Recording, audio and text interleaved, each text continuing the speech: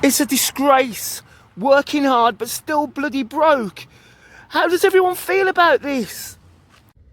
I'm earning the most I've ever earned in my life, yet I am the poorest I've ever been. Now, seems to be a sentiment that a lot of people in the UK are experiencing right now. I think there was a time when everyone thought that earning six figures would equal, success, equal a life of luxury, equal a life without worrying about too much, without having to sweat about the small things. But the reality is, in the UK, that is not the case, because everything costs so fucking much now.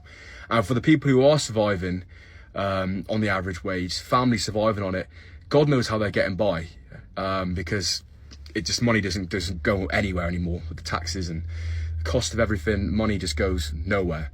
So yes, we're in a cost of living crisis. People's mentality is on the floor. Our attitudes are low, and people are just genuinely negative. We just gone through one of the worst winters ever, and people are not feeling good. So look, we can spend our whole lives, blaming other people, using them as an excuse for where we're at. However, I like to keep positive and focus on myself. You can only control what you can control. So as long as you're working hard at something, you focus on something, you keep your close friends and family around you, and you're doing what you can do, you're focused on a journey, that's all you can do. You got to keep smiling, you got to keep working hard, and not let noise from elsewhere affect you, because otherwise it'll just keep weighing you down. So look, take a breath. The world is a negative place right now, but you can control your own bubble of positivity if you want to. So keep smiling, keep working hard, and stop letting these fucking cunts in Parliament wear you down. But guys, what are we actually doing about paying to live? Because yes, I've just been paid again, and yes, all the money is gone again. Every month I'm kind of like, oh, next month it'll be all right, next month it'll be all right, and then there just continues to be none. Probably the wrong way to live, can't seem to stop, is I work hard, my husband works hard, and we earn what should be like a relatively decent amount. We should be able to live quite comfortably and maybe treat ourselves once or twice a month. So I do that, and then there's no money. But I'm not willing to not do that because we work hard, so why shouldn't we be able to go out for a pizza once a month? Do you feel me? We stop doing that and just not do anything to save the money because I can't. It's for my well-being. We don't go mad on like clothes, like Vinted is my best friend.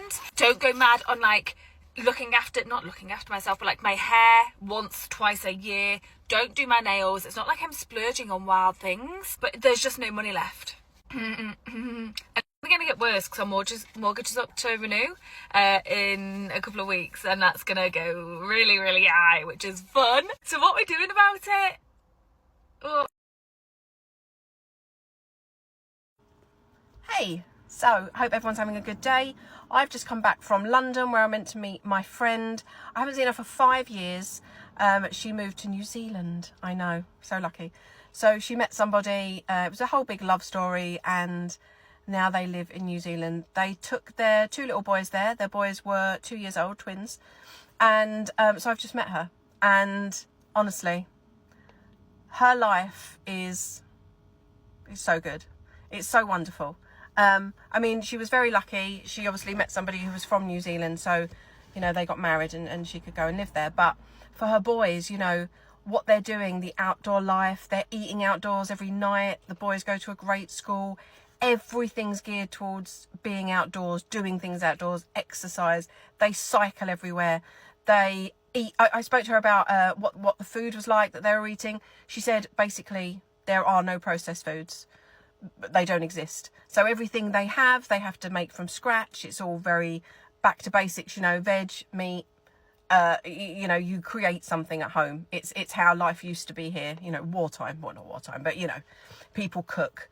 So her boys have come over to here and they're like, what is this? Everything they've seen or they've been in the supermarket, they're like, a meal in a box?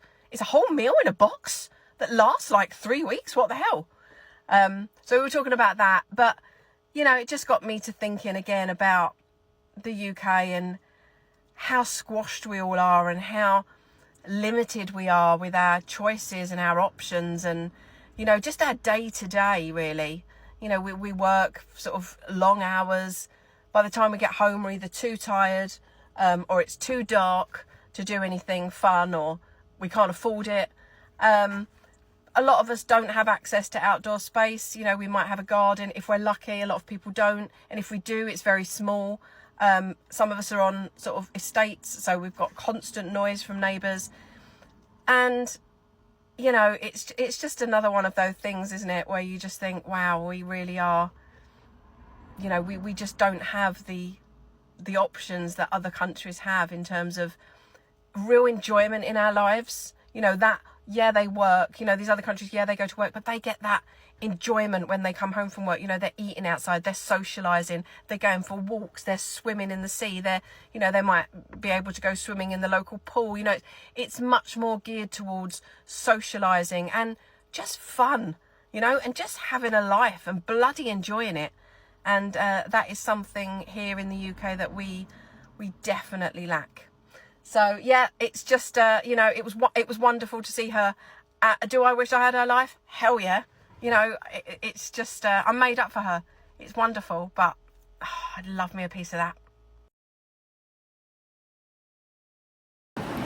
I'm working, but I'm still broke. I mean, I can agree with what everyone said in the video so far, because these are the problems that we're having every single day, working, earning a hard living, but no benefits from the work, working over 50 hours a week, but I don't see any benefits where everything goes up. So even if you work an extra few hours a week, you still, it makes no difference because everything's gone up, everything costs more. So what do you do? What do you do in this climate? I mean, are we ever going to get a break? I don't see anything happening anytime soon. And for the people of especially the UK, because this is not just a UK problem, this is a worldwide problem. This is happening in Australia, New Zealand, Canada, America, Ireland. But people are working more, working harder, working more hours, and nothing's changing. They're not living a better lifestyle. You would have thought if you worked more hours, you earn more money, and you have a better lifestyle, but you don't get a better lifestyle. Everything that's been said today in the video is true. This is a real life struggle which is affecting normal, everyday, hard-working people.